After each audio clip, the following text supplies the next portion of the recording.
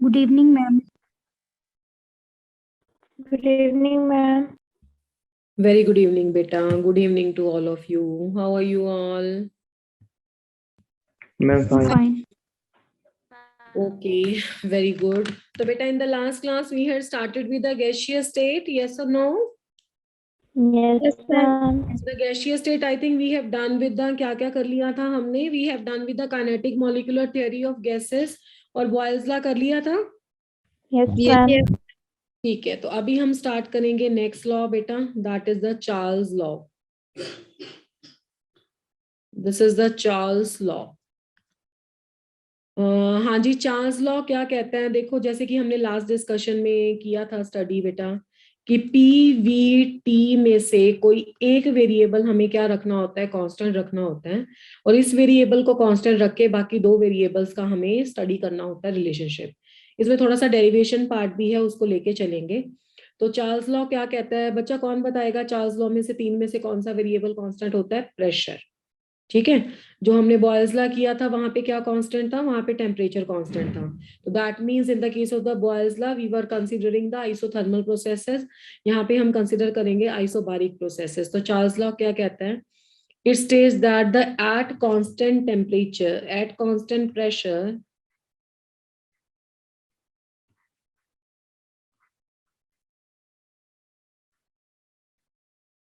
the volume of given mass of gas, the volume of given mass of gas. अच्छा, क्या होगा? Volume को बढ़ेगा, घटेगा, कैसे चेंज होगा बताओ तो? Volume of given mass of the gas increases or decreases, increases or decreases by 1 upon 273, by 1 upon 273 of its initial volume, of its initial volume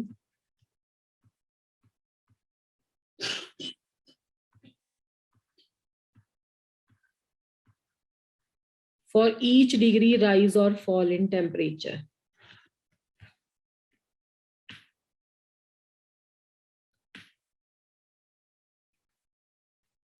For each degree rise or fall in temperature. इसका क्या meaning हुआ? और fall in temperature. Just थोड़ा सा ये loose लग रहा है मुझे. इसका मीनिंग ये हुआ कि जब हमने पढ़ा था ना बॉयल्स लॉ, देखो बॉयल्स लॉ में हमने रिलेशनशिप तो दिया था कि जैसे जैसे आपका टेम्परेचर को आप कांस्टेंट रखोगे तो वॉल्यूम के इनवर्सली प्रोपोर्शनल होगा आपका प्रेशर. प्रेशर अप्लाई करोगे तो वॉल्यूम घटेगा. इसमें उसने क्या किया? इसमें ना, इसमें अमाउंट भी मेंशन किया है कि कितने अमाउंट से इंक्रीज या डिक्रीज होगा. तो इसने क्या कहा कि जब आप एक भी degree, for each degree rise और फॉल इन टेम्परेचर, जब आप एक भी डिग्री टेम्परेचर को राइज या फॉल करते हो तो कंपैरेटिवली आपका वॉल्यूम कितना चेंज हो जाता है? वॉल्यूम 1/273 की टर्म से चेंज हो जाता है, इंक्रीज या डिक्रीज हो जाता है basically. Fall in the temperature. अब थोड़ा सा इसमें डेरिवेशन पॉइंट ऑफ व्यू से देख लेते हैं कि कैसे आएगा. हमने मान लिया कि इनिशियल वॉल्यूम हमारा V नॉट है. Let the initial volume be V naught. Initial volume be the V naught. अब बच्चा उसने क्या बोला कि जब एक भी डिग्री टेम्परेचर को हम इंक्रीज करेंगे तो पहले से कितने गुना हो जाएगा वॉल्यूम? पहले से 1/273 टाइम हो जाएगा. फॉर ईच डिग्री यानी कि 1 डिग्री सेंटीग्रेड बोल देते हैं इसमें, या 1 डिग्री केल्विन भी कर देते हैं, इंक्रीज इन द टेम्परेचर. जब हमने 1 डिग्री सेंटीग्रेड टेम्परेचर को इंक्रीज किया तो अगर पहले वॉल्यूम बेटा V नॉट था तो अब वॉल्यूम कितना हो जाएगा? That would be V not multiplied by 1/273. मतलब जितना पहले वॉल्यूम था उसका 1/273 टाइम्स हो गया. ठीक है. अब हमने क्या किया? T degree centigrade temperature rise कर दिया. For T degree centigrade increase in the temperature. तो अगर 1 डिग्री सेंटीग्रेड टेम्परेचर बढ़ाने से बेटा 1/273 टाइम्स इनिशियल वॉल्यूम हो गया, तो अब टी डिग्री सेंटीग्रेड टेम्परेचर बढ़ाने से कितना होगा? 1/273 and multiplied by T degree centigrade. Is that clear? क्या किया मैंने? जब 1 डिग्री टेम्परेचर बढ़ाने से 1/273 times, T degree centigrade temperature बढ़ाने से टी डिग्री सेंटीग्रेड, ये इंक्रीज इन द टेम्परेचर करने से इतना वॉल्यूम इंक्रीज हो गया। वॉल्यूम इंक्रीजेस, है ना, दिस मच वॉल्यूम इंक्रीजेस। अगर हमें फाइनल वॉल्यूम निकालना है तो कैसे करेंगे बच्चा? अगर हमें फाइनल वॉल्यूम पे जाना है तो फाइनल वॉल्यूम होगा आपका initial volume plus increase in the volume, initial volume plus increase in the volume. Starting में वॉल्यूम कितना था और इंक्रीज हमने कितना वॉल्यूम किया? लेट्स चेक आउट, इसकी वैल्यू क्या करेंगे हम? वॉल्यूम, टोटल वॉल्यूम को वीटी लिख दिया बेटा, इनिशियल वॉल्यूम हमारा वी हम नॉट। बैक स्लाइड दिखाना है। हाँ जी, इंक्रीज इन द वॉल्यूम क्या था? इंक्रीज इन द वॉल्यूम ये वाला फैक्टर है, V naught into 1/273 into T degree centigrade. दोनों को प्लस करेंगे तो हमारे पास आ जाएगा फाइनल वॉल्यूम। ठीक है बेटा, चले आगे। Yes ma'am. ठीक है, तो इनिशियल वॉल्यूम वी नॉट और इंक्रीज इन द वॉल्यूम कितना है? V naught multiplied by 1/273 into T degree centigrade. इसमें से क्या किया हमने? वी नॉट वॉल्यूम को कांस्टेंट ले लिया, कॉमन ले लिया, 1 प्लस यहाँ पे आ जाएगा T degree centigrade divided by 273। ठीक है, तो वी नॉट 273 आपने ले लिया इसका एलसीएम, तो यहाँ पे आ जाएगा 273 प्लस टी डिग्री सेंटीग्रेड और यहाँ पे आ जाएगा we T temperature. T total ले लो आप और वी हो गया वॉल्यूम। इसको थोड़ा सा इसके पास लिख देते हैं, सबस्क्रिप्ट है ये इसका, वी के पैर में टी है। अब यहाँ से देखो बेटा हमारे पास एक क्या कॉन्सेप्ट आता है, यहाँ पे हमारे पास टेम्परेचर का केल्विन का कॉन्सेप्ट आता है। कोई भी टी डिग्री सेंटीग्रेड टेम्परेचर है, अगर 273 की टर्म आप उसमें ऐड करोगे तो आपका टेम्परेचर किस स्केल में कन्वर्ट हो जाएगा? केल्विन में। केल्विन स्केल में कन्वर्ट हो जाएगा। तो वी नॉट, तो टी डिग्री सेंटीग्रेड में 273 ऐड किया तो टेम्परेचर कितने में हो गया? Temperature in the kelvin divided by the 273, let it be like this only, और ये आ गया टोटल वॉल्यूम। अब 273 आपका एक कांस्टेंट फैक्टर है और वी नॉट भी आपका कांस्टेंट फैक्टर है, तो कांस्टेंट फैक्टर को आप एक साइड पे रख लो, V naught by T naught, और यहाँ पे ले लो V T divided by T के। ठीक है, टी में इस के का मतलब है, ये भी सबस्क्रिप्ट है, इसके पैर में है केल्विन, और टी यहाँ पे ऊपर वाले स्मॉल टी का मतलब है टोटल वॉल्यूम। अब ये वाली जो राइट हैंड साइड है ना बच्चों, ये राइट हैंड साइड क्या है? कांस्टेंट। अब मैंने टी नॉट किसको बोला है? मैंने 273 को टी नॉट बोला है, मान लो से। ठीक है, 273 एक कांस्टेंट वैल्यू थी जिसको हमने टी नॉट बोल दिया। अब ये वाला फैक्टर एक कांस्टेंट है, तो वी टी बाय टी के किसके बराबर आ गया? कांस्टेंट आ गया या नहीं आ गया? तो दिस इंप्लाइज वी टी किसके बराबर आ जाएगा? प्रोपोर्शनल आ जाएगा, या पहले इसको लिख लो इक्वल की फॉर्म में, फिर इसको प्रोपोर्शनलिटी में चेंज कर देंगे। V T is equal to some constant multiplied by the temperature, constant multiplied by the temperature in the Kelvin scale. तो from this we arrive at the result कि V is directly proportional to T, और इस सारे process में constant क्या रहा? Pressure. ठीक है, आइसोबारिक कंडीशंस रही, तो यहाँ से हमारा लॉ डिराइव हो गया कि volume is directly proportional to temperature. देखो इस सारी डिस्कशन का मतलब क्या है? इस सारी डिस्कशन का मीनिंग ये है कि ये जो लॉ है ना, ये लॉ आपका चार्ल्स लॉ क्वांटिटेटिव है। क्वांटिटेटिव का मतलब है कि इस लॉ ने ये भी बताया था, पहले वाले लॉ ने तो यही बताया था कि वॉल्यूम और प्रेशर इनवर्सली प्रोपोर्शनल है। ठीक है, इसने ये भी बताया कि वॉल्यूम और टेम्परेचर में जो रिलेशनशिप डायरेक्टली है, कितना टेम्परेचर इंक्रीज करने से वॉल्यूम कितना इंक्रीज होगा।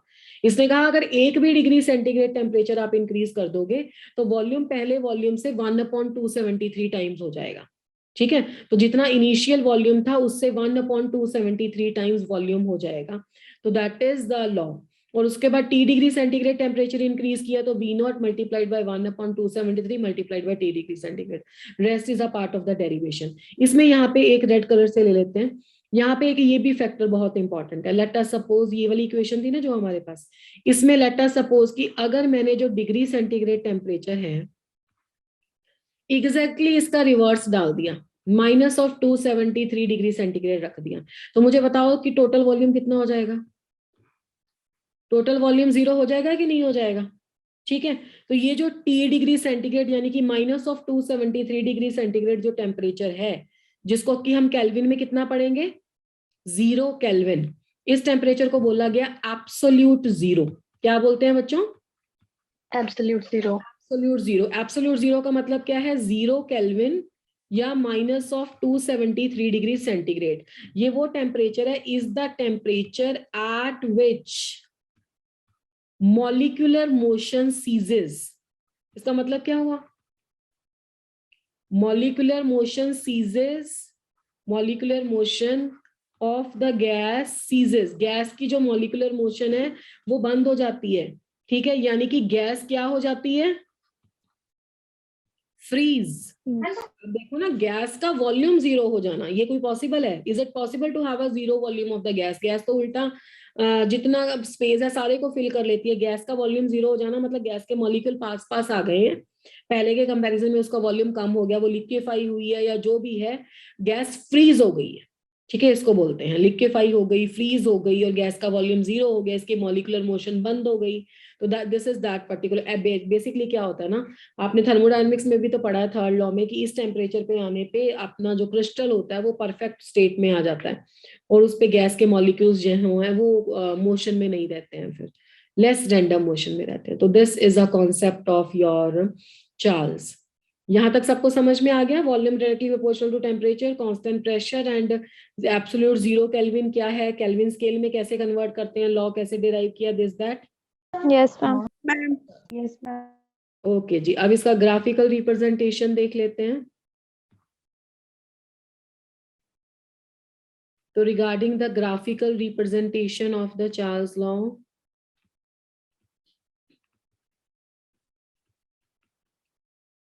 बेटा वॉल्यूम और टेम्परेचर में अभी हमने रिलेशनशिप पढ़ा, that is a direct relationship. Volume और टेम्परेचर डायरेक्टली रिलेट करते हैं।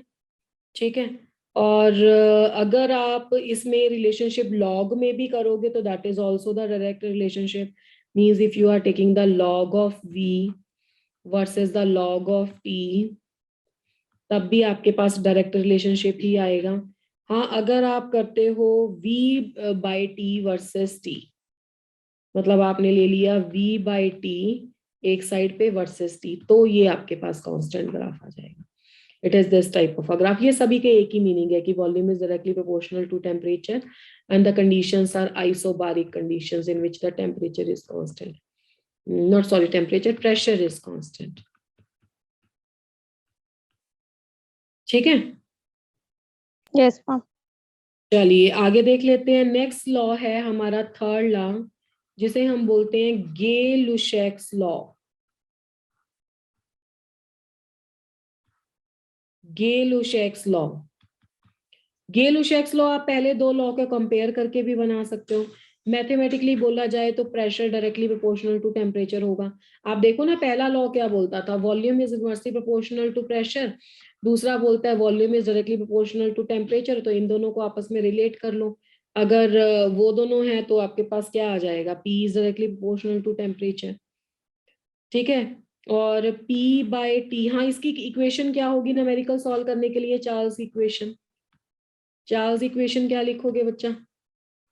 V directly proportional to T है, तो V1 by T1 is equal to V2 by T2 at constant pressure. ये चार्ल्स इक्वेशन हो जाएगी। बॉयल्स इक्वेशन क्या थी? P1 V1 is equal to P2 V2। ठीक है जी, तो pressure directly proportional to temperature, P by T is equal to constant. इसकी क्या इक्वेशन लेके चलोगे? P1 by T1 is equal to P2 by T2। तो this equation you can directly apply. और इसकी ग्राफिकल रिप्रेजेंटेशन क्या रखोगे? वही जैसे सेम आपने ऊपर रखी है। P और T में डायरेक्ट रिलेशनशिप है, P और 1 बाई T में लोगे तो इनवर्स रिलेशनशिप है, लॉग ऑफ P और लॉग ऑफ T में लोगे तो वो भी डायरेक्ट रिलेशनशिप है, P by T versus T में लोगे तो वो straight line parallel to the temperature axis है। ठीक है, यहां तक क्लियर है सभी को? Yes ma'am. ठीक है, एक हमारा है नेक्स्ट एवोगैड्रोस लॉ, इसको हटा दो बेटा स्लाइड को। Yes, Yes, ma'am. तो द फोर्थ लॉ, इसमें देखो डायरेक्ट फॉर्मूला यूज होगा, मतलब जो इक्वेशंस हमने पढ़ी है ना, Boyle's equation, Charles equation, Gay Lussac's equation, आगे जाके हम एवोगैड्रो फिर आइडियल गैस इक्वेशन पढ़ेंगे, इनको डायरेक्ट यूज करके आपको न्यूमेरिकल सॉल्व करना है। तो the fourth one is called as a Avogadro's law. Avogadro's law. What does the Avogadro's law states? It states under similar conditions of temperature and pressure, under similar conditions of temperature and pressure, the equal volume of all gases contain equal number of molecules.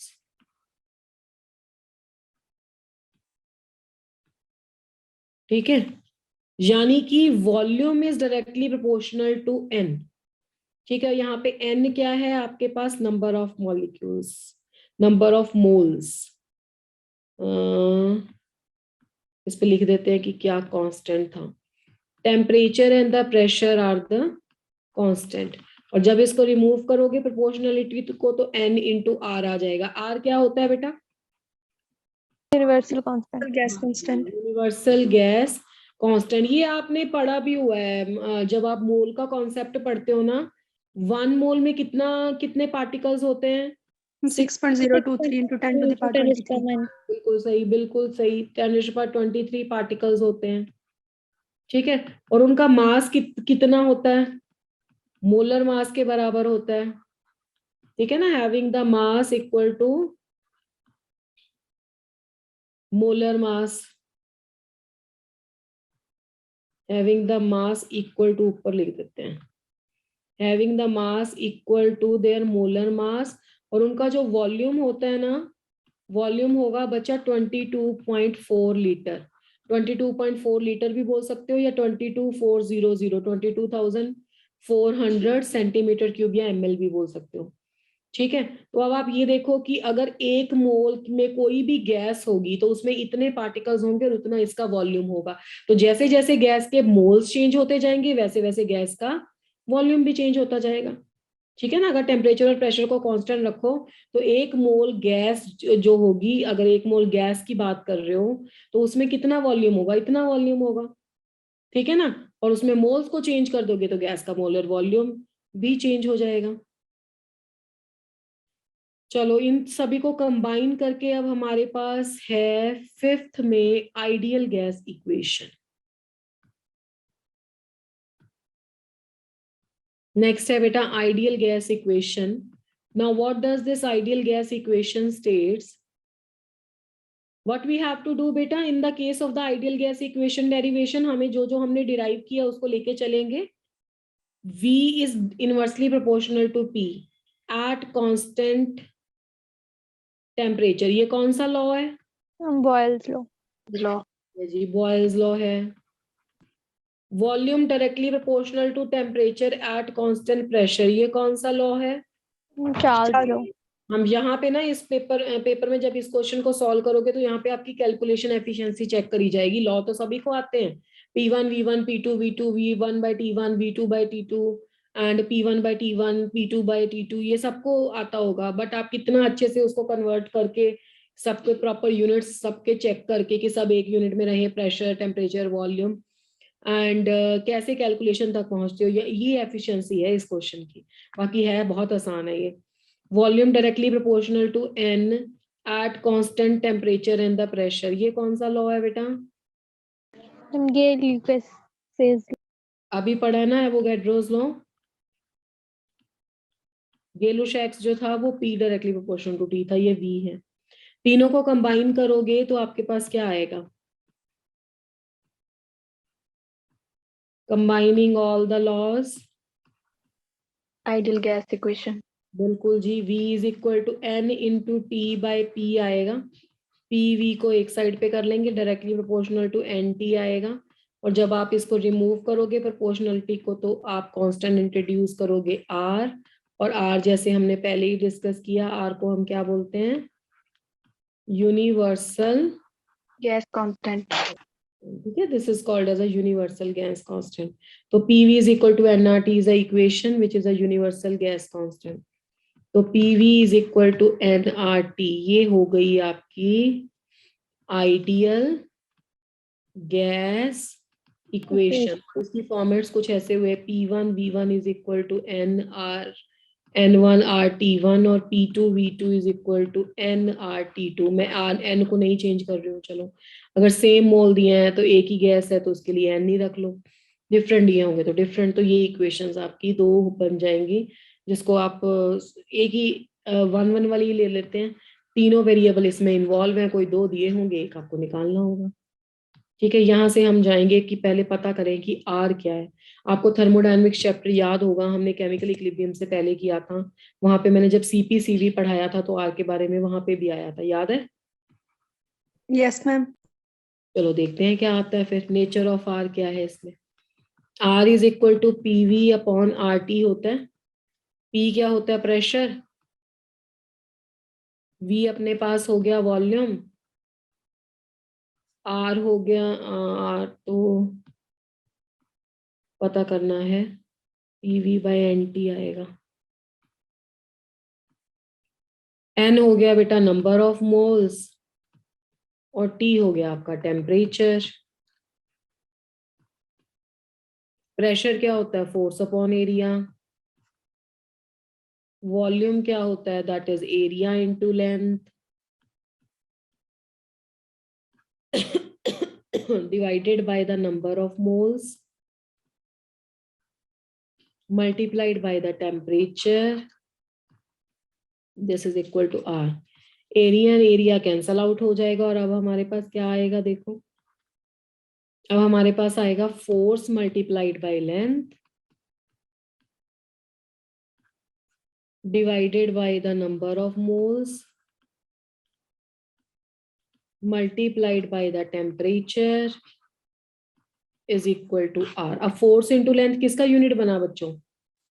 Force into length is a unit of work done divided by है number of the moles multiplied by temperature is equal to R। तो ये बन गई आपकी definition of universal gas constant. Universal gas constant क्या है? R is the work done. Basically ये कुछ भी नहीं है, वर्क डन है। याद है बेटा CP minus CP is equal to R और एन आर आया था।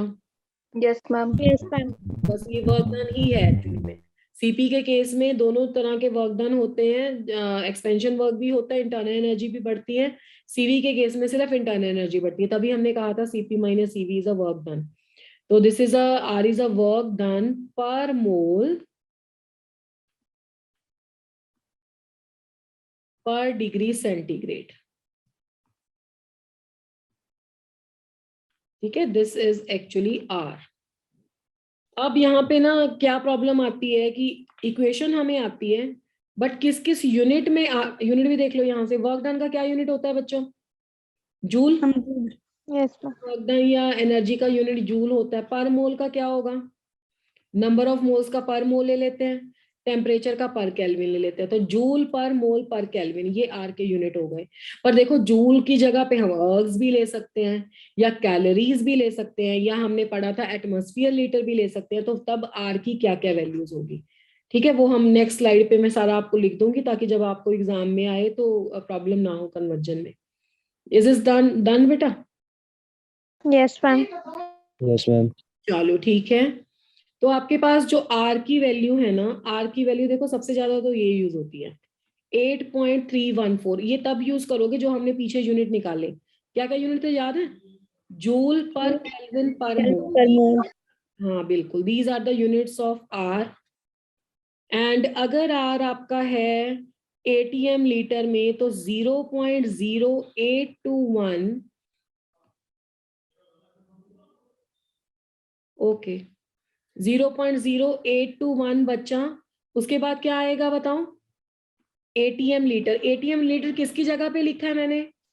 जूल की जगह पे लिखा है। कोई मुझे बताएगा वर्क डन कब ATM लीटर में होता है, जब कौन सा वर्क डन हो? भूल गए हो आप लोग थर्मोडायनेमिक्स बिल्कुल। प्रेशर वॉल्यूम वर्क डन पढ़ा था, expansion work. Yes, Yes, ma'am. ma'am. Expansion work जब आपका प्रेशर वॉल्यूम वर्क होता है, जिसको आप P डेल्टा V लिखते थे, तो प्रेशर क्या होगा? एटमॉस्फेयर, और वॉल्यूम क्या होगा? लीटर। तो वर्क डन की एक एक्सपेंशन वाली फॉर्म P डेल्टा V भी तो होती है ना। तो जब आपके न्यूमेरिकल में प्रेशर का यूनिट और वॉल्यूम का की बात होगी, तो उस केस में ATM लीटर नहीं दिया होगा फिर। तो उस केस में आप R का यूनिट लगाओगे 0.0821, और साथ में क्या आ गया? ATM litre. ना केल्विन को कोई फर्क पड़ेगा, ना मोल को कोई फर्क पड़ेगा।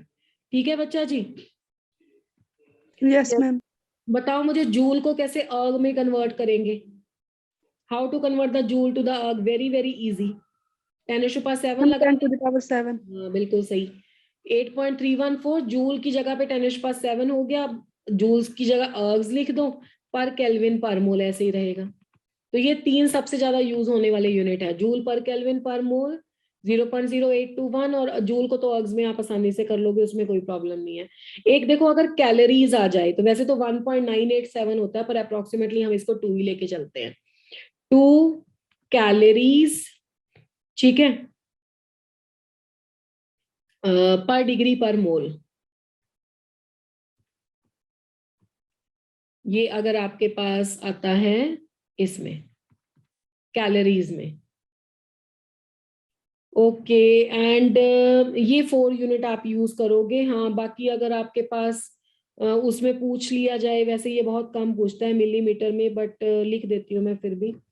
अगर आपके पास ये वैल्यू आती है 62.4 लीटर मिलीमीटर पर डिग्री पर मोल, ठीक है। आपको देखो बेसिकली ना, मैं रेड कलर से टिक लगा देती हूँ।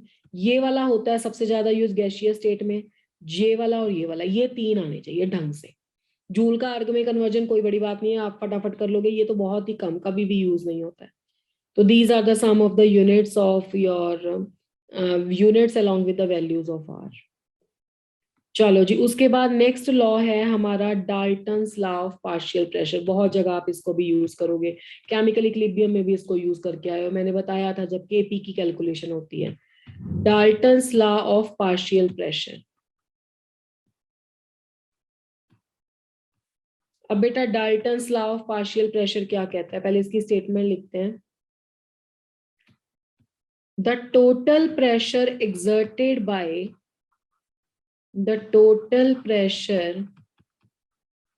exerted by the mixture of two or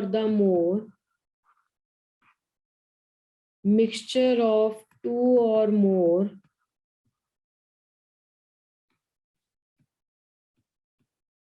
non-reacting gases, non-reacting को inert भी बोलते हैं बेटा, gases is equal to the sum of partial pressure of each gas that it would exert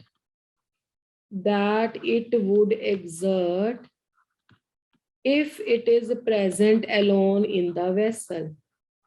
If it is present alone in the vessel. इसका क्या meaning हुआ, इस law का क्या मतलब है, पहले मतलब समझो इसका। देखो, अगर मेरे पास कोई एक कंटेनर है जिसमें ना 3 पार्टीशन मैंने बना दिए, A, B, C, ठीक है। अब इन पार्टीशंस को रिमूव कर दिया तो तीनों गैसेस मिक्स हो जाएंगे ना, 3 गैसेस है इसमें। तो यहाँ पे गैस का प्रेशर मेजर कर लिया, और अब मैंने क्या किया, 3 डिफरेंट कंटेनर ले लिए, और 3 डिफरेंट कंटेनर में अलग अलग गैसेस रख ली, A, B एंड C। तो इस कंटेनर में इसमें जो गैस ने प्रेशर ऑफ गैस था, जो गैस का प्रेशर हमने मेजर किया वो P1 था, इसमें गैस का प्रेशर P2 था, इसमें गैस का प्रेशर P3 था। और ये जो तीनों गैसेस है ना, ये केमिकली इनर्ट गैसेस हैं, इनर्ट गैस किसको बोलते हैं? Non reacting. हाँ, नॉन रिएक्टिंग, जो आपस में रिएक्ट करके कोई नया प्रोडक्ट नहीं बनाती। ये हाइड्रोजन प्लस ऑक्सीजन की तरह नहीं है कि जो रिएक्ट करके वाटर बनाते। These are the system of the two or the more non reacting gases. तो ये कह रहा है कि मान लो यहाँ पे जो प्रेशर पी आ रहा है ना, ये जो प्रेशर पी टोटल होगा आपका, ये इन तीन गैसेस ने अलग अलग रह के जो प्रेशर एक्सर्ट किया है उसके सम के बराबर ही होगा। अब सीधी सी बात है, आइडियल गैस का मतलब ही क्या होता है? देखो, ये जो हम आइडियल का फिनोमिना पढ़ रहे हैं, ये आइडियल बोल रहे हैं, ideal gas equation this and that. Ideal gas में कोई पोस्टुलेट में ही बोला गया था कि there are not any forces of interaction present between the molecules of gases. Gases के मॉलिक्यूल्स के बीच में कोई भी फोर्स ऑफ इंटरेक्शन प्रेजेंट है ही नहीं है। तो गैसेस की आइडियलिटी से यहाँ पे मीनिंग ही यही है कि वो रिएक्ट ही नहीं करती, उनके बीच में कोई फोर्सेस नहीं है। तो जब रिएक्ट ही नहीं करती है तो नया प्रोडक्ट कुछ बनेगा नहीं। ठीक है, वो आपस में कंटेनर में बस थोड़ा एंट्रोपी बढ़ जाएगी, खुली खुली हो जाएंगी सारी। ठीक है, कुछ हीट बाहर नहीं निकलेगी, कुछ हीट एब्जॉर्ब नहीं होगी, क्योंकि कुछ रिएक्शन तो होना ही नहीं है। ठीक है, तो इसका मतलब ये हुआ, इसको आप कुछ भी कर सकते हो, आप टू पी एंड भी कर सकते हो। कितनी भी गैसेस ले लो, उनके प्रेशर को अलग अलग मेजर करो या इकट्ठा एक कंटेनर में रख के मेजर करो, जब फर्क नहीं पड़ता। इसको आप ऐसे ले लो ना, अगर तुम्हारी क्लास में 40 स्टूडेंट है, अब 48 है जैसे अभी, अब 48 का पेपर ले लिया जाए, अगर आप अलग अलग अपने अपने घरों में बैठे हो, तो आपके जितने मार्क्स आ रहे हैं उतने ही मार्क्स आ रहे हैं जब आपको क्लास में बिठा के लिया जाए। क्यों? आप तो चीटिंग करते ही नहीं हो, है ना, आपने तो ऑनेस्टी से टेस्ट दिया है। तो दिस इज द केस कि अगर गैसेस को इकट्ठे बिठा लो या अलग अलग ले लो, तो जितना प्रेशर है वो आपके पास टोटल प्रेशर सम के बराबर ही आएगा। और ये कब होगा? जब गैसेस आपकी नॉन रिएक्टिंग है, उनमें कोई फोर्सेस ऑफ इंट्रैक्शन नहीं है और वो आइडियल गैस है। ठीक है, अब हम थोड़ा इसको इलेबोरेट कर लेते हैं इसको। लेट अस सपोज दैट कि मैंने दो गैसेस को मिक्स किया, तो उस केस में एक बार बैक स्लाइड दिखाना। हाँ जी देख लो पहले, तब तक मैं डिस्कशन कर लेती हूँ। मान लो मेरे पास N1 एंड N2 दो नंबर ऑफ मोल्स हैं दो गैसेस के A एंड B, जो एक कंटेनर में फिल की है, जिसका टोटल वॉल्यूम है V और टेम्परेचर है T। तो उस केस में मैं आइडियल गैस इक्वेशन अभी अप्लाई करती हूँ, फिर आपको दिखाऊंगी। बता देना बेटा जब मैं मुझे शिफ्ट करनी है स्लाइड। यस मैम, कर लो। ठीक है, अब मैंने क्या केस ले लिया कि let N1 and N2 be number of the moles of the gases A and B। और ये जो A and B है ना गैसेस, उनका वॉल्यूम कितना होगा? उनका वॉल्यूम होगा टोटल V एंड टेम्परेचर होगा T। तो अप्लाई करो जो ideal gas equation, applying the ideal gas equation, ideal gas equation. तो आइडियल गैस इक्वेशन अप्लाई करोगे तो क्या बनेगा? PV is equal to N1 plus N2 into RT। yes or no? Yes ma'am. इसको हमने लिख दिया 0.1। अब बच्चा, अगर हमें पार्शियल प्रेशर अकेला अकेला किसी गैस का कैलकुलेट करना है, तो partial pressure of individual gas, या आप लिख लो गैस ए, कैसे कैलकुलेट करेंगे फिर? PA into V is equal to N1 into RT, क्योंकि इसके तो मोल्स क्या थे? N1 और इसका प्रेशर था P। A, V और T तो हमने कांस्टेंट लिया है। इसी तरह गैस B का क्या होगा बच्चों? PBV is equal to N2 into RT। इसको इक्वेशन नंबर 2 लिख लेते हैं, इसको इक्वेशन नंबर 3 लिख लेते हैं। Should I have to stop at this slide or can I shift the slide? No कर दूं बच्चा? No ma'am. Yes or no? No ma'am. अच्छा अच्छा ठीक है। तो ये मैंने डिफरेंट डिफरेंट इनके पार्शियल प्रेशर कैलकुलेट कर लिया। अब हम क्या करेंगे ना, ये तो हमने मिक्सचर लिया था गैसेस का, अब हमने ये अकेले अकेले कैलकुलेट किया, जैसे पहले दो कंटेनर में रखी है। अब मैं इन दोनों को प्लस करूंगी, फिर उसके बाद देखेंगे कि कैसे रिजल्ट पे पहुंचते हैं। Done ma'am. ठीक है जी, चलो अब हमारे पास क्या हो जाएगा, ऐड कर लिया हमने, एडिंग 2 and 3, एडिंग 2 and 3। तो जब हम सेकेंड एंड थर्ड इक्वेशन को ऐड करेंगे तो क्या आ जाएगा? पहली गैस में प्रेशर PA था, दूसरी गैस में प्रेशर PB था, तो PA plus PB into V, number of molecules थे N1 plus N2 into RT। तो ये हमारे पास आ गई इक्वेशन नंबर 4। अब हमने क्या किया, इक्वेशन नंबर 1 को इक्वेशन नंबर 4 से डिवाइड किया। 1 क्या था बच्चा? 1 हमारी इक्वेशन थी, देखो वन हमारी इक्वेशन थी P into V is equal to N1 plus N2 into R T. ठीक है, वन हमारी इक्वेशन थी P1 that is PV is equal to N1 plus N2 into R T. ठीक है, हम कंपेयर कर लेते हैं, पहले तो इसको कंपेयरिंग लिखो। मैं यहाँ पे ना इक्वेशन वन भी साइड पे लिख देती हूँ। वन थी हमारी PV N1 plus N2 into R T, ये वन। अब कंपेयर करो बच्चा, दोनों को डिवाइड भी करके आ सकता था, वैसे एक ही बात है। कंपेयरिंग 1 and 4, तो राइट हैंड साइड तो दोनों की बराबर है ना, तो लेफ्ट हैंड साइड भी बराबर होगी। PA plus PB into V is equal to PV। बच्चा टोटल वॉल्यूम तो दोनों साइड सेम है, तो P किसके बराबर आ जाएगा? PA plus PB। यही तो बोल रहा था डाल्टन्स लॉ, यही कह रहा है। Yes ma'am. Yes ma'am. अब हमने क्या किया, डिवाइड कर दिया 2 इक्वेशन बाय 1। एक बार आपको 2 इक्वेशन भी दोबारा से दिखा देते हैं। 2 इक्वेशन क्या थी? PAV is equal to N1 into R T. ठीक है, PAV is equal to N1 into R T, ये इक्वेशन नंबर 2 थी। 2 को हमने डिवाइड किया 1 से, तो देखो क्या आ जाएगा हमारे पास। PA इंटू बी है ना, इसको डिवाइड करोगे इक्वेशन नंबर 2 को इक्वेशन नंबर 1 से, तो हमारे पास V एंड V कैंसिल हो जाएगा, तो बचेगा क्या? PA बाय P, और इधर से क्या बचेगा? इधर से बचेगा N1 upon N1 N1 plus N2। यहां से आता है हमारे पास form partial pressure of A। N1 upon N1 plus N2 को मोल फ्रैक्शन लिख सकती हूँ मैं ए गैस का, इनटू P। यही है आपका डाल्टन्स लॉ जो हम अप्लाई कर रहे थे केपी की कैलकुलेशन में।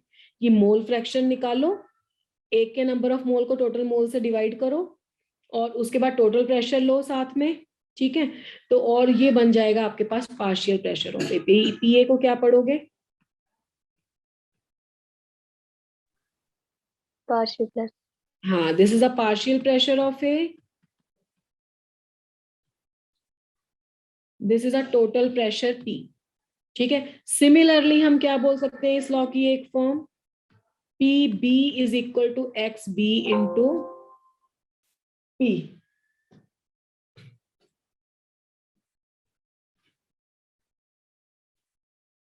X B into P.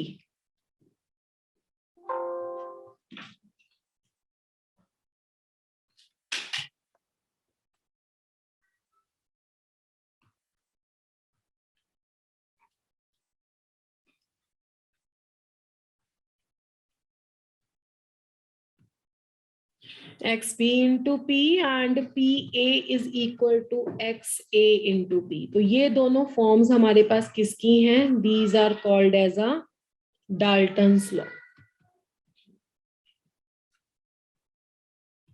Is that clear बेटा? Yes ma'am. चलो, उसके बाद है एप्लीकेशंस ऑफ डाल्टन्स लॉ। समझ में आ गया सभी को law? Yes ma'am. Yes ma'am. Applications of Dalton's law. पहली डाल्टन्स लॉ की एप्लीकेशन तो है कि मोल फ्रैक्शन कैलकुलेट कर सकते हो। Mole fraction of a gas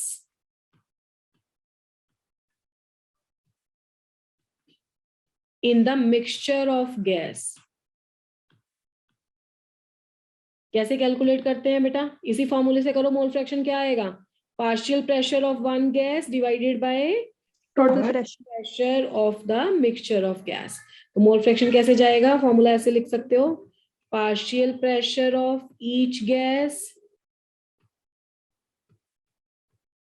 each gas divided by total pressure of mixture of gas. ये पहली एप्लीकेशन है। सेकंड है percentage of a gas in the mixture. कितनी परसेंट गैस है कोई किसी मिक्सचर में, उसको कैसे कैलकुलेट करेंगे? वो भी आसान है। पार्शियल प्रेशर एक गैस का upon total pressure multiplied by 100, ठीक है ना, जितना प्रेशर का रेशो होगा उतनी वो गैस होगी। Partial pressure of gas multiplied by the total pressure multiplied by the 100। तो ये है सेकेंड फार्मूला कि किसी एक गैस का प्रेशर अगर आपको कैलकुलेट करना है किसी मिक्सचर में। Is that clear? Yes ma'am. Last application बेटा इसकी थर्ड वाली, 0.3 भी लिख सकते हो, इसे सी भी लिख सकते हो। थर्ड है pressure of a dry gas collected over the water. Pressure of the dry gas collected over the water. बहुत सीधी सी बात है कि अगर कोई गैस की सरफेस के ऊपर कोई गैस कलेक्ट हुई है, ठीक है, गैस को हमने हीट की, वाटर को हमने हीट किया, कोई उसमें से गैस हुई, वाटर वेपर्स में कन्वर्ट हुए, वो गैस है। अब अगर नॉन रिएक्टिंग मिक्सचर है, कोई किसी से रिएक्ट नहीं कर रहा है, तो टोटल प्रेशर क्या होगा? Pressure of the moist air होगा पहले तो, है ना, और ये बराबर हो जाएगा pressure of the dry gas और pressure of the water vapours. तो अगर हमें वाटर के ऊपर जो ड्राई गैस कलेक्टेड है उसका प्रेशर कैलकुलेट करना है, तो बहुत सीधी सी बात है, टोटल प्रेशर में से जो वाटर वेपर्स का प्रेशर है उसको डिक्रीज कर दो, क्योंकि हमारे पास वाटर वेपर्स यानी कि जो स्टीम है वो तो ड्राई गैस के साथ रिएक्ट कर ही नहीं रही। कोई भी गैस, कोई भी ऐसी गैस जो वाटर के ऊपर, वाटर की सरफेस के ऊपर कलेक्ट हुई है और एक हमने वाटर को हीट किया है तो स्टीम बनी है, अगर इन दोनों में आपस में कोई रिएक्शन नहीं होता है तो सीधी सी बात है ना कि गैस का प्रेशर टोटल क्या होगा? दोनों गैसेस के प्रेशर के सम के बराबर होगा। अगर एक को हमने कैलकुलेट करना है तो टोटल के में से वाटर के प्रेशर को डिक्रीज कर दो। हम लास्ट स्लाइड दिखाना। ठीक है जी, लास्ट वाला पॉइंट सबको समझ में आ गया? वो क्या केस था कि कोई गैस पानी की सरफेस के ऊपर कलेक्ट हुई थी, ड्राई गैस, और हमने वाटर किया तो हमारे पास वाटर के वेपर्स का भी प्रेशर था, ठीक है, तो दोनों का सम करेंगे तो वो टोटल प्रेशर के बराबर आ जाएगा। अब यहाँ पे फेलियर या लिमिटेशंस क्या है इस लॉ की? लिमिटेशंस ये है कि this law is applicable for the inert gases, है ना, जैसे कि मैंने आपको पहले ही बताया, this is applicable for inert gases.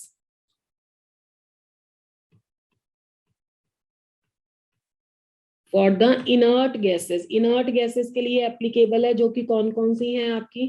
Nitrogen के लिए एप्लीकेबल है, ऑक्सीजन के लिए एप्लीकेबल है, नाइट्रोजन एंड ऑक्सीजन के, क्लोरीन के लिए एप्लीकेबल है, ठीक है, यानी कि जो गैसेस रिएक्ट नहीं कर रही हैं आपस में, nitrogen oxygen, nitrogen and chlorine.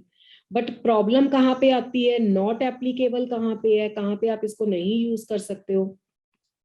Not applicable है जहां पे कोई ना कोई प्रोडक्ट बन जाएगा, जैसे H2NCl2 में HCl बन जाता है, CONCl2 में कोबाल्ट क्लोराइड बन जाता है, तो वहां पे ये लॉ आपका अप्लाई नहीं होता। इज दैट क्लियर बेटा? Yes ma'am. अब लास्ट लॉ है, ये इंपॉर्टेंट है, डाल्टन्स लॉ। जितने भी फॉर्मूले आपको करवाए हैं वो ध्यान से याद रखने हैं। उसके बाद है बेटा grams law of diffusion of gases. Graham's law of diffusion of gases।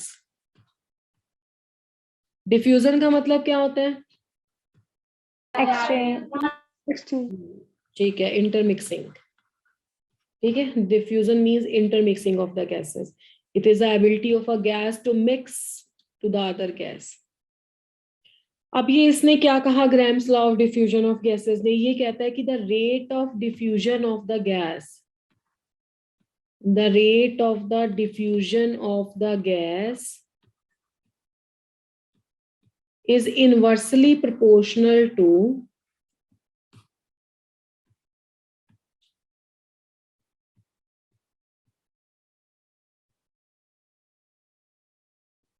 square root of density। ठीक है, मतलब rate of the diffusion of the gas inversely proportional to the square root of density. Density तो सब बच्चे समझते हैं ना, mass per unit volume. जितनी गैस की डेंसिटी ज्यादा होगी उतना गैस का दूसरे में मिक्स होने का रेट क्या होगा? कम होगा। और ये बहुत ऑब्वियस भी है, ठीक है ना। अब बच्चा डेंसिटी किसके बराबर होती है वैसे? Mass upon volume. मास पर यूनिट वॉल्यूम। अगर मैं दो गैसेस के इक्वल वॉल्यूम कंसिडर कर लूं तो पहले तो देखो रेट का कंपैरिजन ले लो। Rate of the gas 1 is inversely proportional to the square root of the density of the 1. Rate of the gas 2 is directly proportional to the square root of the density of the 2. ठीक है, दोनों को compare करेंगे तो rate 1 divided by rate 2 क्या आ जाएगा? रो 2 bye रो 1, inversely related जो है। अब देखो रो है डायरेक्टली प्रोपोर्शनल टू मास, ठीक है ना, if the volume is constant. अगर मैं दोनों गैसेस का वॉल्यूम सेम रख लूं तो इस लॉ को ऐसे भी तो लिख सकते हैं ना कि rate of the mixing of the gas is related to their molar mass, their mass. तो इसको m की टर्म में भी लिख सकते हो, m2 बाय m1। तो आपका मोलर मास के हिसाब से भी जा सकता है, वैसे भी आपको पता ही है कि molecular mass is equal to 2 into vapour density होता है। लिख देती हूँ मैं ये भी फॉर्मूला आपको। We know molecular mass is equal to 2 into vapor density। ठीक है, तो अगर आपके पास डेंसिटी है तो उसको मोलिकुलर मास से रिलेट कर सकते हो। तो this is a law. Is that clear? Yes, ma'am. Yes, ma'am. Good. तो this is all about the laws. बाकी kinetic molecular theory of gases हमने पढ़ ली थी। Kinetic molecular theory of gases में कितने पोस्टुलेट आपको पढ़ाए थे बेटा? 7. हाँ, 7 के 7 जो kinetic molecular theory of gases के ना, उनको ध्यान से देखेंगे क्योंकि अब उनमें से हमें डेविएशन भी चेक करनी है। तो पहले तो मैं आपको एक इक्वेशन दे रही हूँ, यहाँ पे मैंने उस दिन भी लिखी थी, फिर से लिख देती हूँ। Kinetic gas equation, kinetic gas equation. Kinetic molecular theory of gas जो है, kinetic molecular theory of gas को जब हम सॉल्व करते हैं, उसके यू कैन से उसको अप्लाई करते हैं, then we arrive at this result. आपको डिराइव नहीं करना है, ना डेरिवेशन हमारे सिलेबस में है, बस आपको थोड़ी छोटी छोटी चीजों का इसमें ध्यान रखना है। इसके बारे में बहुत ज्यादा पूछा भी नहीं जाता, कॉन्सेप्ट आता है बस इससे। PV is equal to 1/3 mn/u square. मैंने उस दिन u लिखा था तो आज भी मैं इसको u लिख देती हूँ। इनके ना मीनिंग देख लो बहुत ध्यान से। m p तो है बच्चा प्रेशर, p में तो कोई कंफ्यूजन है ही नहीं, p तो है प्रेशर। v क्या होगा बेटा? Volume. Pressure of gas, volume of gas. m क्या होगा? मास। ठीक, पहले n लिख लेते हैं। n है number of molecules, n is the number of molecules of the gas present in the given volume, the present in the given amount। तो n into m into n, ये टोटल मास हो गया ना। अगर इतने moles, इतने molecules है और ये इतना उनका मास है, तो m इंटू n क्या हो गया? टोटल मास हो गया। और u मैंने उस दिन भी आपको बताया था क्या है ये? Root mean square velocity. इसके बारे में आज डिस्कशन करेंगे, रूट मीन स्क्वायर वेलोसिटी। ठीक है, तो ये आपकी काइनेटिक गैस इक्वेशन। एक तो ये रिजल्ट हम याद रखेंगे, यू क्या है ये स्पेशली याद रखेंगे। दूसरा रिजल्ट इसमें से ये याद रखेंगे कि जो काइनेटिक एनर्जी होती है ना, वो 3/2 RT होती है पर मोल। मैं फिर से इसको थोड़ा सा करेक्ट करके लिख देती हूँ। आर क्या है? अभी मैंने आपको बहुत अच्छे से बता दिया कि आर क्या है, गैस कांस्टेंट है। Yes ma'am. 3/2 RT होती है काइनेटिक एनर्जी पर मोल, या इसको बोलते हैं एवरेज काइनेटिक एनर्जी पर मोल, एवरेज काइनेटिक एनर्जी पर मोल। और अगर पेपर में ये तुम्हें किसी एक मॉलिक्यूल के लिए निकालना आता है ना, तो काइनेटिक एनर्जी बन जाएगी 3/2 K इंटू टी। और यहाँ पे ये K जो होता है ना, ये है बोल्ट्जमैन कांस्टेंट। बोल्ट्जमैन कांस्टेंट, और K की वैल्यू होती है R/N। और ये आपको याद भी रखनी पड़ेगी, 1.38 इंटू 10⁻⁻16 अर्ग्स पर केल्विन पर मॉलिक्यूल। ये वाला फॉर्मूला K वाला तुम कब अप्लाई करोगे? जब आपको निकालनी है काइनेटिक एनर्जी पर मॉलिक्यूल। ठीक है, ये एक मोल के लिए है, ये भी एवरेज ही है, और ये है काइनेटिक एनर्जी पर molecule. Is that clear? Yes ma'am. चलो ठीक है, अब डिफरेंट टाइप की वेलोसिटीज देख लेते हैं।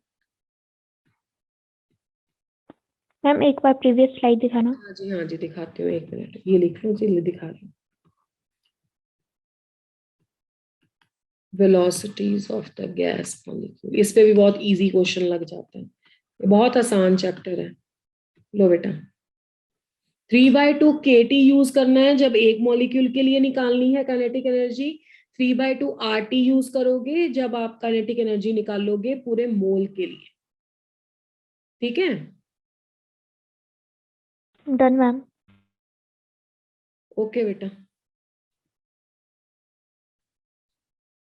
चलो, अब different type of the velocities of the gas molecule के लिए सबसे पहले है हमारे पास एवरेज स्पीड या एवरेज वेलोसिटी। एवरेज स्पीड, चलो इसके बारे में पहले थोड़ा सा आपको मैं इलस्ट्रेशन दे दूं। गैस के सारे मॉलिक्यूल सेम स्पीड से नहीं जाते, इसको तो पता तुम कैसे कंसिडर कर सकते हो।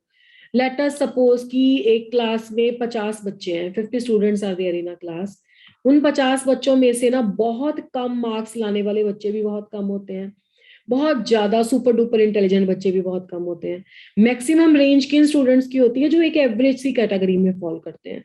यानी कि अब मैं आपसे पूछूं कि कितने बच्चे हैं जो 20% से नीचे मार्क्स लाए, तो आप 1-2 के नाम बोलोगे, है ना क्लास में। कितने बच्चे हैं जो आपके पास 95% से अबव मार्क्स लाए, तो वो भी बहुत कम होंगे। कितने बच्चे हैं जो आपके 35% से लेके 55 या 65% की बेल्ट में है, 75% की बेल्ट में, तो एक एवरेज सी कैटेगरी इसमें आएगी। तो एवरेज इसी तरह से गैस के जो मॉलिक्यूल बहुत ज्यादा स्पीड से मूव करते हैं या बहुत कम स्पीड से मूव करते हैं, वो बहुत कम होते हैं। जो maximum fraction of the molecules of the gas होता है, वो एक स्पीड से जिससे मूव करता है उसे मोस्ट प्रोबेबल वेलोसिटी बोलते हैं। ठीक है, ठीक है, तो इसमें ये मान के चलेंगे कि गैस के डिफरेंट डिफरेंट मॉलिक्यूल्स की डिफरेंट डिफरेंट वेलोसिटी है, उसके बेस पे हमने इसकी you can say average and root mean square and most probable speed calculate करी है। तो एवरेज स्पीड क्या होगी? It is the average of velocities, जिसको तुम स्पीड लिख रहे हो यहाँ पे, of all the molecules of gas, of all the molecules of gas, that is called as a average speed। तो एवरेज स्पीड को हम VA लिख लेते हैं। चलो, ये क्या होगी? मान लो गैस के सब मॉलिक्यूल्स की वेलोसिटी कुछ V1 V2 V3 up to Vn है, तो सभी की वेलोसिटीज को प्लस करके डिवाइडेड बाय n कर दो, तो ये क्या आ जाएगी? Average speed. और एवरेज स्पीड की वैल्यू हमें थोड़ा सा ध्यान में रखनी है। This is 8RT/πm। ये वाले एक्सप्रेशन जिसको मैंने अभी स्टार लिखा है, ये सब बच्चे ध्यान में रखेंगे। ये अगर सीधा आपको क्वेश्चन में कई बार टिक लगाना आ जाता है, तो this is very easy concept. Molecular mass पे डिपेंड करती है, इनवर्सली रिलेटेड है उससे। 8RT/πm। इज दैट क्लियर बेटा? Yes ma'am.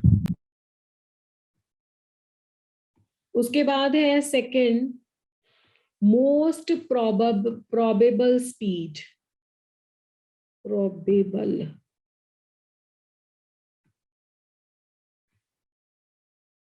तो मोस्ट प्रोबेबल स्पीड क्या होगी? It is the speed possessed by maximum fraction of molecules। वही जो एवरेज वाला कॉन्सेप्ट मैंने बताया था। Maximum fraction of the molecule जो वेलोसिटी रखते हैं उसे बोलते हैं मोस्ट प्रोबेबल स्पीड। और मोस्ट प्रोबेबल स्पीड को हम Vm लिख देते हैं। चलो ठीक है, और उसका फॉर्मूला होगा 2RT/m। फिर से आप इस फॉर्मूले को ध्यान में रखोगे। थर्ड है आपकी रूट मीन स्क्वायर, जो मैंने उसमें यूज की थी kinetic molecular theory of gas की इक्वेशन में। रूट मीन स्क्वायर वेलोसिटी या स्पीड। देखो इसको बैक से अप्लाई करना शुरू करो फॉर्मूले को. It is the mean of, अच्छा रूट है पहले,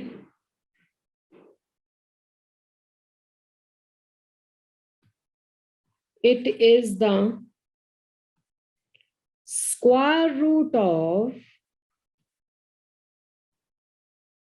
mean of squares of different velocities of the molecules.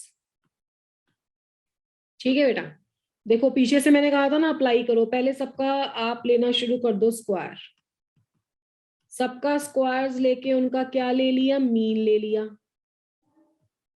फिर उसका क्या कर दिया, स्क्वायर रूट कर दिया, तो ये बन जाएगी आपकी root mean square RMS speed. और बाकी सब बच्चे इस फॉर्मूले का ध्यान रखेंगे कि रूट मीन स्क्वायर की वैल्यू होती है दैट इज द 3 RT/m. ठीक है, तो दिस इज RMS और the root mean square velocity. तो इनके ये जो एक्सप्रेशन है वो सबको ध्यान में रखने हैं. तो is it done? Yes, ma'am. Yes. छोटी सी रेशो है, वेलोसिटी जो मोस्ट प्रोबेबल है इज टू वेलोसिटी जो एवरेज है इज टू वेलोसिटी जो रूट मीन स्क्वायर है. जब इसकी रेशो देखी गई तो ये कुछ ऐसी है. मोस्ट प्रोबेबल अगर 1 है तो एवरेज उसके कंपैरिजन में 1.124 है और रूट मीन स्क्वायर उसके कंपैरिजन में 1.1, पहले 1 to 8 है फिर 1 to 4 है. तो is that clear? Yes, ma'am. तो यहां तक आपका है आइडियल, मतलब whatever the portion we have done till now ना, this is a ideal gas. अब है next deviation of the gas. Ideal में से क्वेश्चन जो आएगा वो न्यूमेरिकल बन सकता है आपका, जितने भी हमने गैस लॉस पढ़े हैं, या डायरेक्ट क्वेश्चन बन सकता है जिसमें ये वेलोसिटीज वाला कॉन्सेप्ट आता है. Deviations of the gas from the ideal behaviour. देखो बेटा, आइडियल या परफेक्ट तो कुछ भी नहीं होता है ना, we can approach the perfect.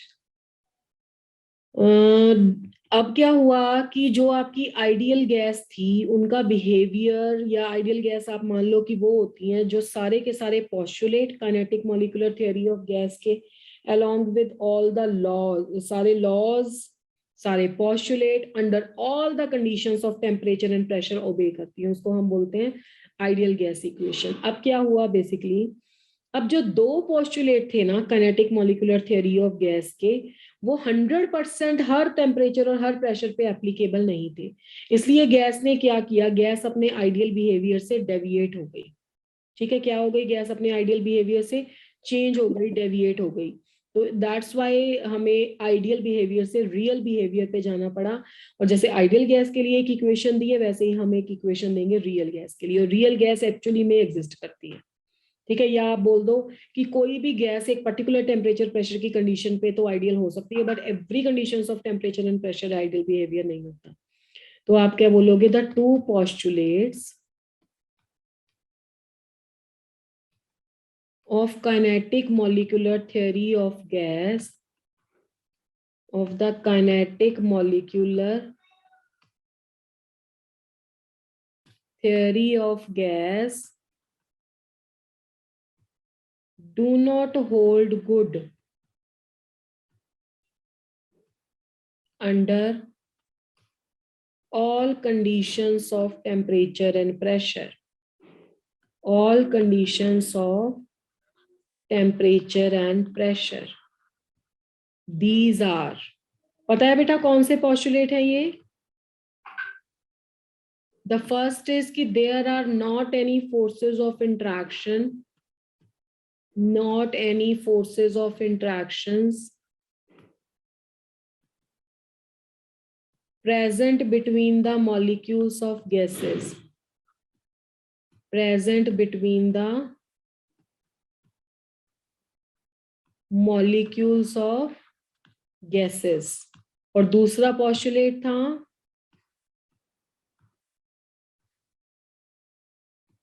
कि the average volume occupied by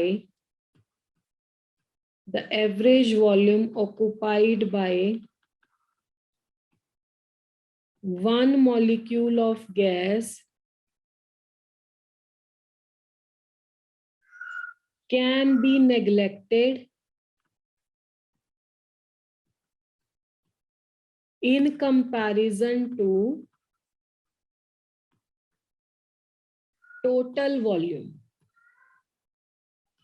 देखो बेटा, जब तो आपके पास है at low pressure and high temperature, तब तक तो ये पॉस्टुलेट हैं वैलिड सारे, all the postulates are valid. पर जब हमने कंडीशन रिवर्स कर दी, और इनको भी याद रखना, ये कंडीशंस इंपॉर्टेंट है, at high pressure and the low temperature, the above mentioned two postulates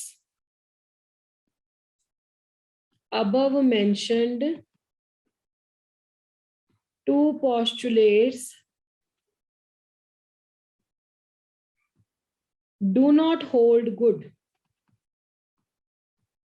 ठीक है, so the gases deviate from their ideal behavior,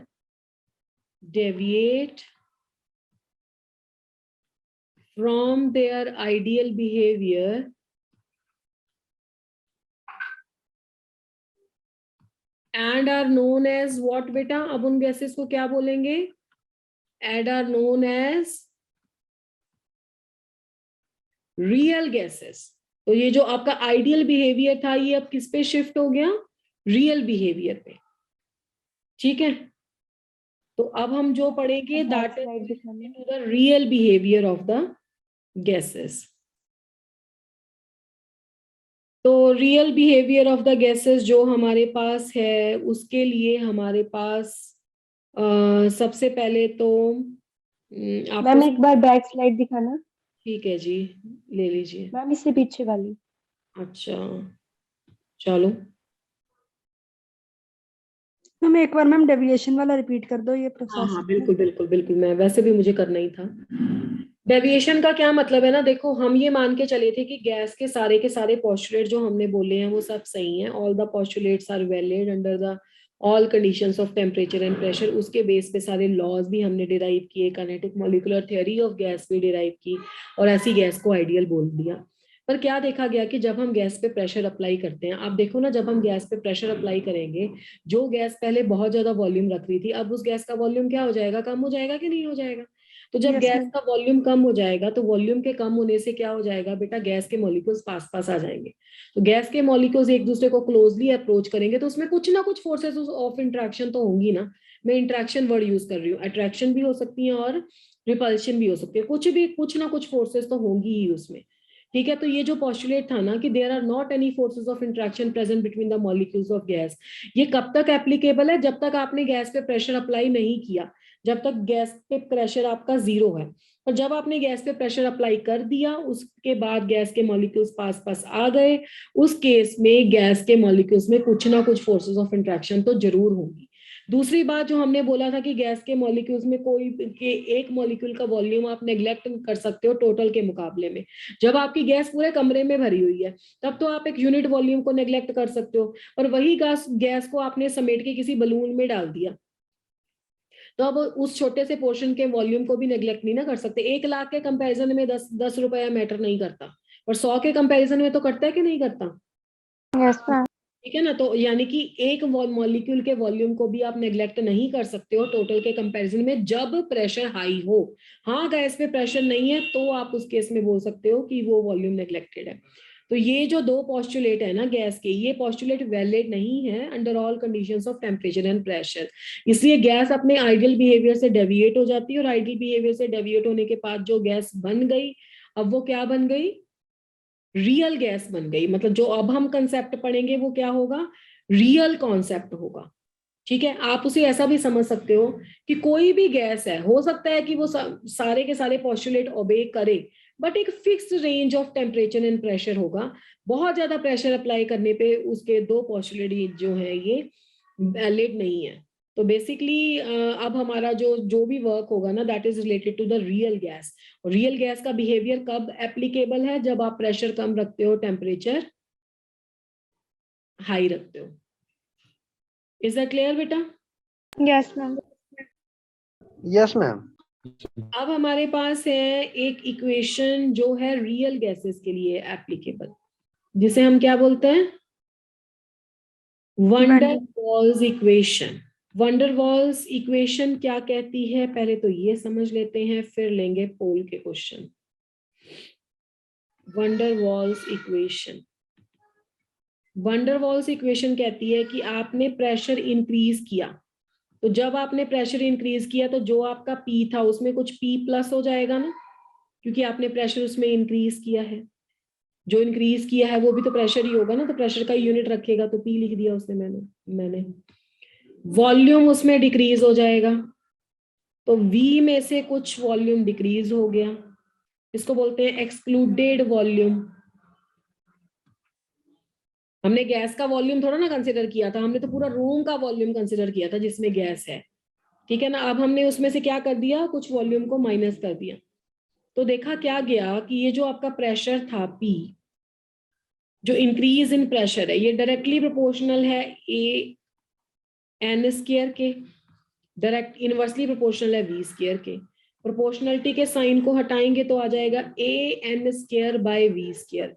और ये जो आपका स्मॉल v था जिसको हम एक्सक्लूडेड वॉल्यूम बोलते हैं, जो वॉल्यूम हमें इसमें से माइनस करना था क्योंकि गैस का वॉल्यूम नहीं, हमने पूरे रूम का वॉल्यूम लिया हुआ था, वो वॉल्यूम डायरेक्टली प्रोपोर्शनल था नंबर ऑफ मोल्स के, जिसको हम लिख सकते हैं v is equal to n into b. तो यहाँ पे ये दो वैल्यू जब सब्स्टिट्यूट करेंगे, आप ये ना भी करो, सिर्फ इक्वेशन भी लर्न कर लो तब भी चलेगा। तब आपकी इक्वेशन बनेगी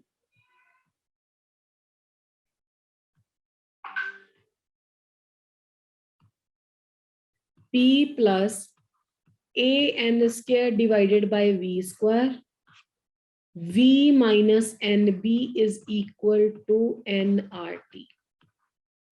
ये है इक्वेशन जिसको बोलते हैं वंडर वॉल्स इक्वेशन। अब इस इक्वेशन में small a and the small b ये क्या सिग्निफाई करते हैं? Signify the forces of attraction, interaction लिख देती हूँ ना, अट्रैक्शन भी हो सकता है, रिपल्शन भी। These signifies the forces of interaction present between the molecules of gas. Present between the molecules of gas. Gas के molecules में कितनी forces of interaction present है? Attraction भी हो सकती है, रिपल्शन भी हो सकती है, ये इसको सिग्निफाई करते हैं। ये फोर्सेस जो मैंने लिखी है ना, ये एब्सेंट थी कब? रियल आइडियल गैसेस में। प्रेजेंट कब हुई? रियल गैसेस में, ठीक है।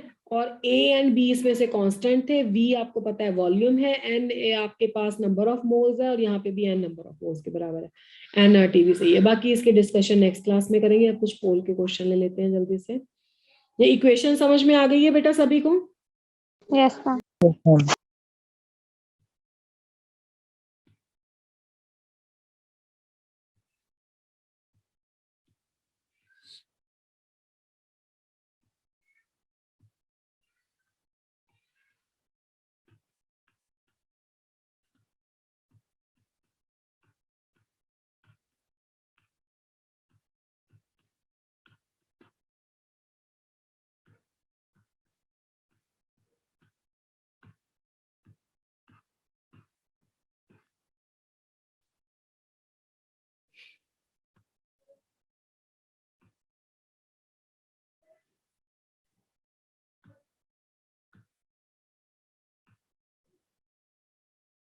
Try to give the answer quickly.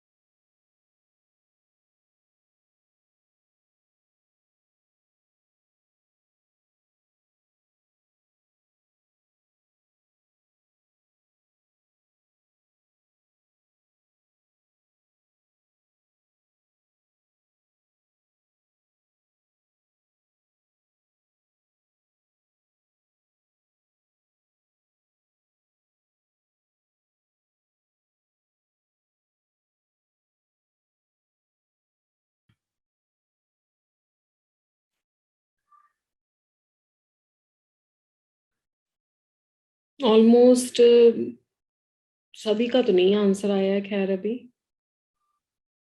Quickly बेटा रिप्लाई करो जिन बच्चों को आंसर आता है, ट्राई तो करना पड़ेगा ना, ऐसे तो फिर आप एग्जाम में भी छोड़ दोगे। तो मैं सबसे इजी क्वेश्चन दिया है।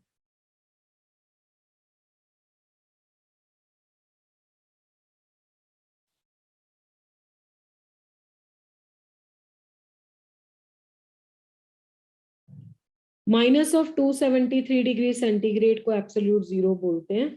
17 स्टूडेंट्स का करेक्ट आंसर था, बाकी बच्चे केल्विन में कंफ्यूज हो गए या 0 डिग्री में कंफ्यूज हो गए।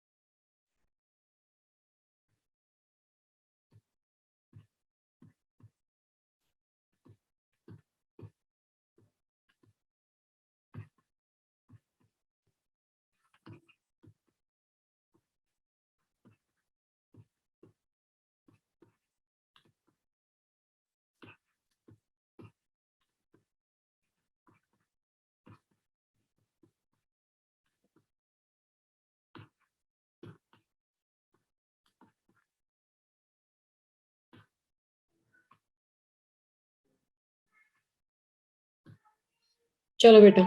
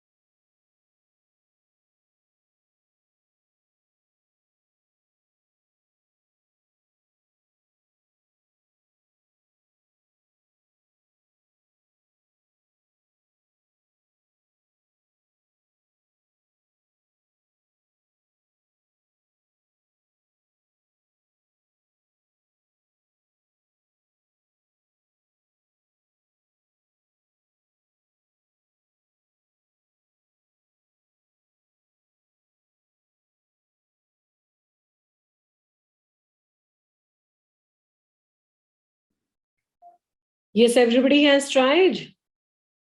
Yes, ma'am. Yes, ma'am. Okay जी, 11 स्टूडेंट्स हैं क्लास में जिन्होंने सही आंसर दिया है। High pressure and low temperature, quickly let me take the last pole.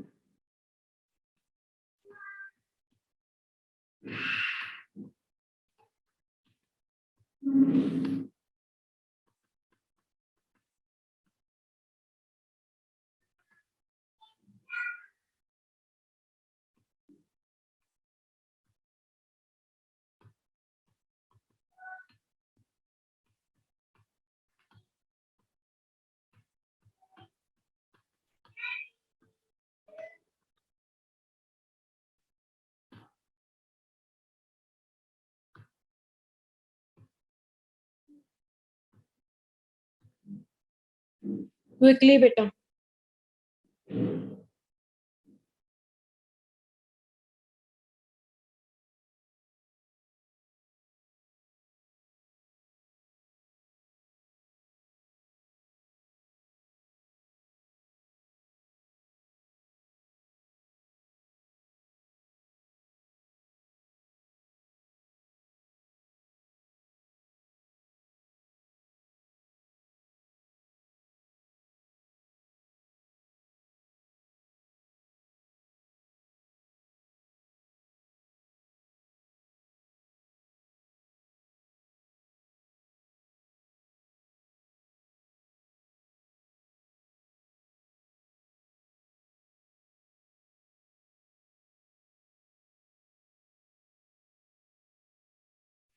I have shared the result with you. Almost everybody has given the correct answer. 3 students in the class have given the wrong one. Joule per Kelvin per mole is a correct one. Okay, Vitan, then this is all for today. Rest will only real वाला थोड़ा सा pending है. इसको करके next class में start करेंगे S block elements. Is that clear? Yes, ma'am. Yes, ma'am. Okay, ji. Thank you so much. Take care.